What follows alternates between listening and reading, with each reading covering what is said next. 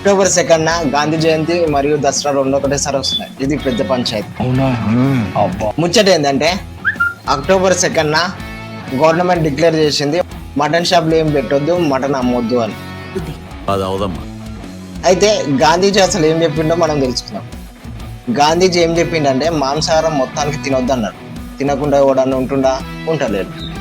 గాంధీజీ కేవలం నా బర్త్డే ఒక్కరోజు మాత్రమే మటన్ తినకండి, మిగతా రోజులు మొత్తం తినండి అని చెప్పిండా? చెప్పలే. సరే, గాంధీజీ అంటే మనకు రెస్పెక్ట్ ఉంది. ఆయన బర్త్డే రోజు ఒక్కరోజు తినకపోతే ఆయన ఆత్మ శాంతిస్తుంది అనుకుందాం. సరే, ఆయన ఇంకొక ముచ్చట చెప్పిండు. అది ఏంటంటే ఒక చెంప మీద కొడితే ఇంకొక చెంప చూపిమన్నాడు. అది ఎంతవరకు పాటిస్తున్నామా?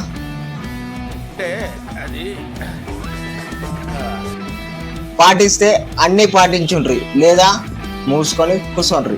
ఇక్కడ జనాలకు తెలియని ముచ్చట ఏంటంటే అట్లా మటన్ షాపులు బంద్ పెట్టిండ్రని జనాలు తినకుండా అయితే ఉండరు. బ్లాక్లు అమ్ముతారు కొడుకులు, డబల్ రేట్ పెడతారు. అటు ఇటు పోయి జనాలకే గట్టిగా బొక్క పడుతుంది పండగ పూట. ఇది మాత్రం పక్క. సరిపోయింది. హీరో విలన్ కొట్టుకుని కామెడీని చంపేసినట్టు నా మీద పడతారేంటి?